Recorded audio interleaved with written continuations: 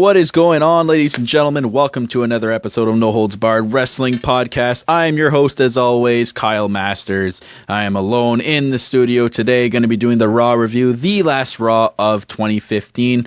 It was in Brooklyn tonight, and it was a pretty big Raw. I thoroughly enjoyed it. Let's just jump right into it. The opening segment, Vince McMahon, yes, Vince McMahon himself was here, makes his way to the ring with a pretty good pop from the crowd, as Brooklyn always has a pretty good crowd. Comes on the mic, says he has a score to settle, obviously with Roman Reigns, says he would like to be on Raw here last week, but he had to get some jaw and dental surgery, which is funny because he did get Superman punched in the face by Roman Reigns. He calls out Roman Reigns, starts talking about how his attack on Triple H, how he's embarrassed Stephanie McMahon. He starts chirping him about his uncle and his dad, and then he says Reigns has something to come to grips with, is that Vince himself owns the WWE title, which means he owns Roman Reigns as well. Roman Reigns takes to this and punches Vince McMahon. Vinnie Mac does a pretty good sell job, falls to the ground, starts holding his neck and selling the neck injury. Stephanie McMahon runs down to the ring with some officers, and I guess the detectives, these guys, and I'm going to just say they're detectives. Let's just call them detectives. So the detectives then says that they're there to act as security, not as personal police for Stephanie McMahon or the McMahons. They can't really do anything to Roman Reigns. Stephanie gets in the face of the detective, and he then threatens her that you shouldn't touch her or she's going to be arrested. Vince gets up and does the same thing, ends up grabbing the detective by his coat. Vince gets arrested and gets dragged out of the arena and into a New York City police car and gets taken to jail. They did this story and they spread it through Raw. It was pretty hilarious. In Raw, they had cameras outside the police station waiting for like a press conference kind of thing, which is pretty funny. You had Renee Young out there. They released a mugshot of Vince McMahon. It was really, really well done. And we'll get into what happened after later in the night. Going into match number 1, we had Kevin Owens versus Neville. Crowd really on the Kevin Owens side. They had a lot of cheers for him. It's a very quick match though, which I really, really hate these matches. What WWE does, I fucking hate these matches. Literally lasted maybe 12 seconds. Kevin Owens went for the pop-up powerbomb and Neville wins via roll-up. Are you fucking kidding me? Roll-up? Oh my god, didn't even hit the red arrow or anything, just a roll up. And Kevin Owens gets up really pissed off and then starts kicking the shit out of Neville. Like, he destroyed him, using everywhere around the ring to beat the shit out of him, like throwing him into the barricade and whatnot. We come back from commercial break, and all the refs and stuff are helping Neville up and starting to carry him. About to carry him up the ramp, and then Kevin Owens comes back out from the back and starts kicking the shit out of Neville. He literally decapitated him with like a clothesline. Like, Neville did like a full flip. It was insane. He's about to powerbomb Neville on the ground outside the ring, and then Dean Ambrose comes out for the save. Ambrose and Owens start battling each other back and forth, and Owens ends up running away through the crowd. So I'm guessing this is a possible feud that's going to carry out.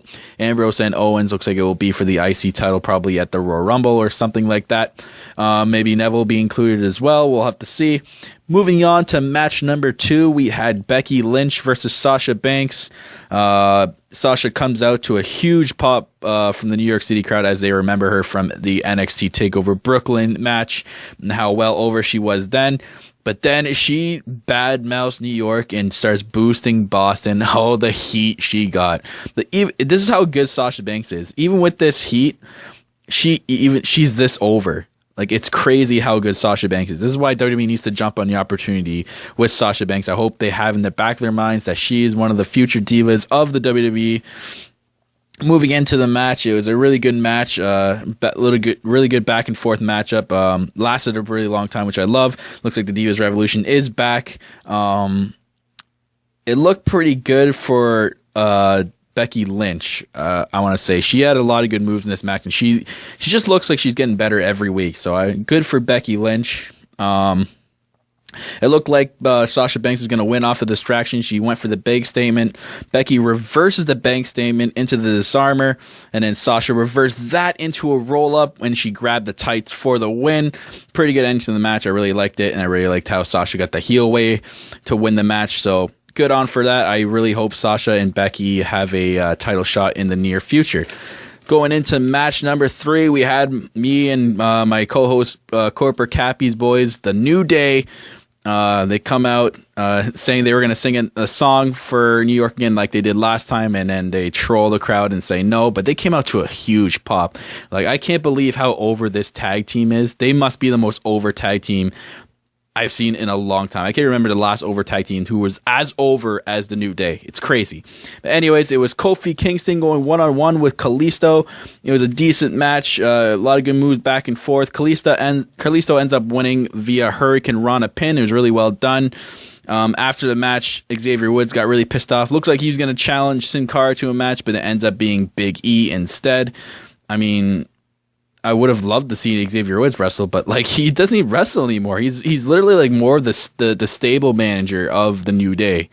So he sometimes wears the tag team titles, which is pretty funny. But anyways, going into Big E versus Sin Cara, it was a really quick match. Nothing really good either side. There's a really cool move near the end of the match. It was like a middle rope senton by Sin Cara. I'm surprised he didn't botch it. So good for Sin Cara. Big E ended up winning via Big E. So good for the New Day on staying 1-on-1 against the Lucha Dragons. Moving into, oh God, I don't even want to talk about this next segment. It was god awful and terrible. It's a Miz TV segment with a bunch of mid-carders. It was like Miz, Zack Ryder, R-Truth, Goldust, Ryback, Heath Slater, and my God, the Big Show. Yay! Fucking Big Show is back. Everyone's excited. No. God damn, this was terrible. Literally, this was just a fill-in. This is why Raw shouldn't be 3 hours when shit like this happens right here.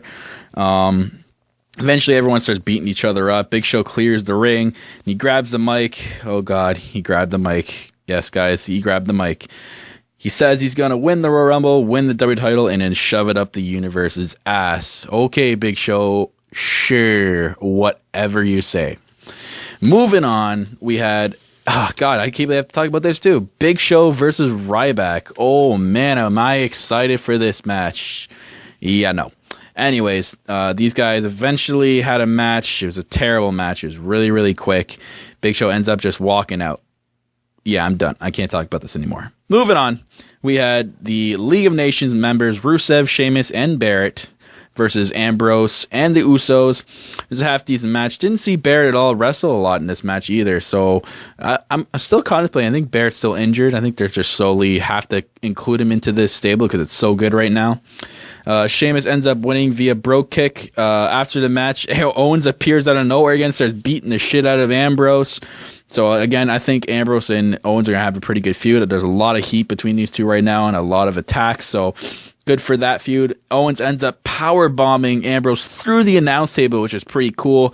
It's always nice to see when the announce table gets crushed. Sucks for the wrestler gets a move put to them through the table, but in this case it was Ambrose. So good for that feud. There was an outside segment where Renee Young says that Mr. McMahon made bail, which is pretty funny.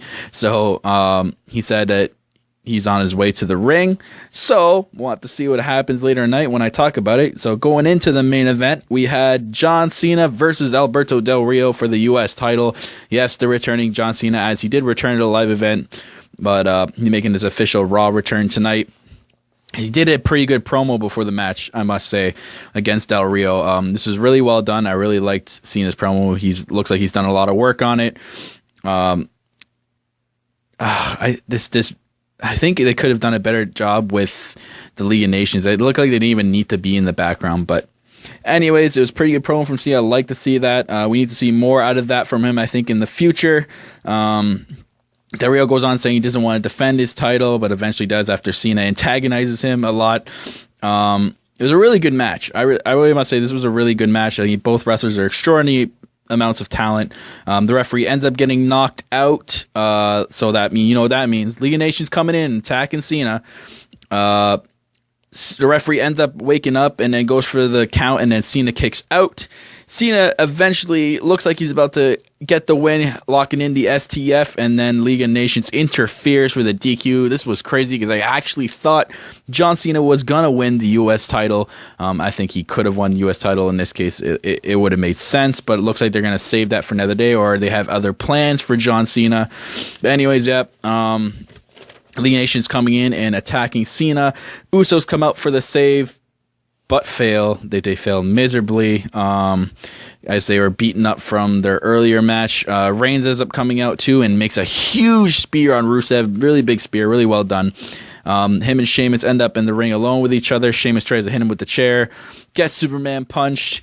Roman Reigns kills him after that with the chair, and then Mr. McMahon's music hits. So here comes, oh my God, here comes Jail Boy coming out, saying Roman Reigns has to defend his title next week on Raw against Sheamus, and there's a special guest referee, none other than Vince McMahon himself. Oh God, this is awesome. I can't wait for the first Raw of the new year. Way to kick off 2016 with a bang, as Vince McMahon will be the special guest referee for a WWE title match. This is going to be insane next week. Can't wait to see that match. So a really good ending to Raw tonight. Raw ending, but there was the little part at the end of Raw kind of weirded me out a little bit.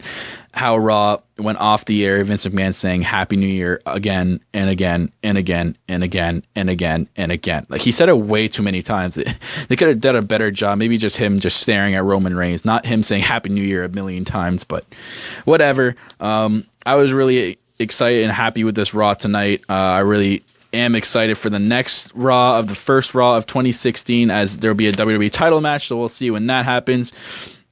Other than that, guys, look out for the SmackDown review this week. And please be sure to follow us on Twitter at NoHoldsBarWP, guys. Hit that like button and please subscribe. Anything helps. Leave us a comment. Do what you got to do. Other than that, I'm your host, as always, Kyle Masters. And that's it.